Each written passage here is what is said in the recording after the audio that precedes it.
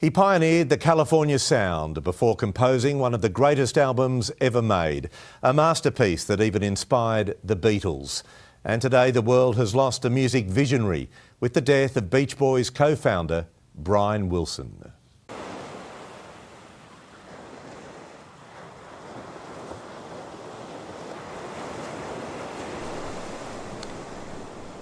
I originally planned to make the next video about someone else close to my heart.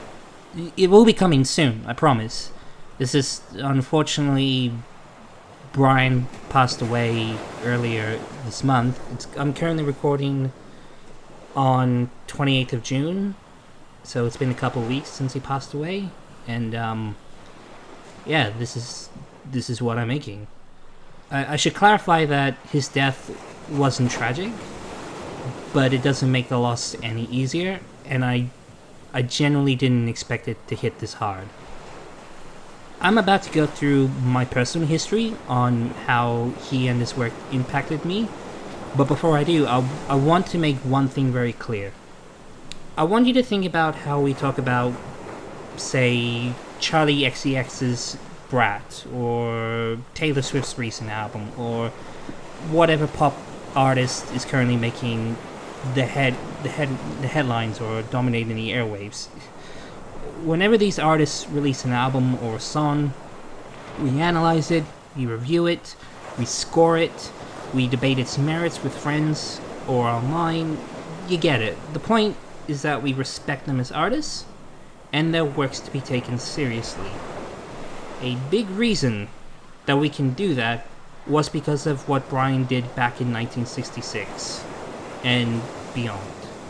It's not a hyperbole when I say that Brian's influence on the industry and society as a whole is immeasurable.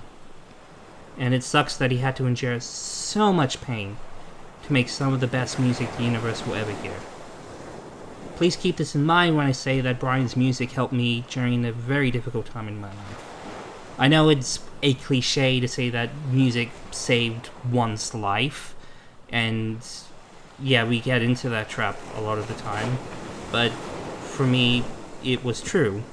I was struggling to move forward at a particular time in my life. The world seemed too hard, and my mind was at war with itself, and music was a great comfort to me. At the time, I was listening to, I think, R.E.M's Automatic for the People, which was pretty cool, but a big thing that got me through was Pet Sounds and Smile. I was studying music at university at the time, and I couldn't really figure out how to get this songwriting thing working until I discovered how Brian composed, arranged, and produced Pet Sounds, and even his solo version of Smile. I highly recommend you give those two albums a listen when you can. They're generally some of the best works I've ever listened to. And for me at the time, it was like a door was open for me, and I just stepped right through. I don't write or record music as often as I should these days, but it did lead me to understand my style of, if you will, of how I create things. It's rough around the edges, it's weird, it's unconventional, there's a bit of naivete to it, but it's me. Even on YouTube, there's still a bit of Brian's influence on how I create videos, somewhere buried beneath all the Monty Python or Persona 5 or any references that are there. And personally, as well, I've had a long history with mental illness. I've disclosed in the previous video that I have autism, but I've also I've had a long history with anxiety and depression and OCD. My mental health problems were not as extreme as Brian's, but it was pretty bad at some points.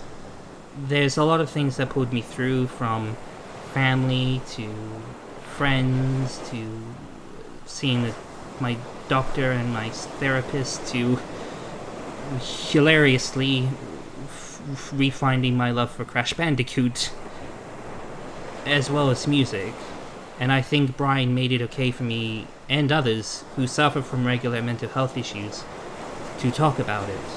So apart from music, his other great contribution to the world was destigmatizing mental illness for a lot of us, and I'm incredibly grateful for that.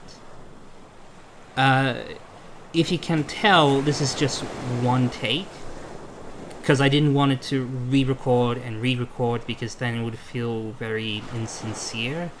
This was just sort of like, it needed to come from a place of vulnerability, and Brian was anything. He was nothing but vulnerable, you know, like he wore his heart on his sleeve. I'm glad that he made it possible for me to keep moving forward with my life, and for a body of work that I will cling to until the end of my days.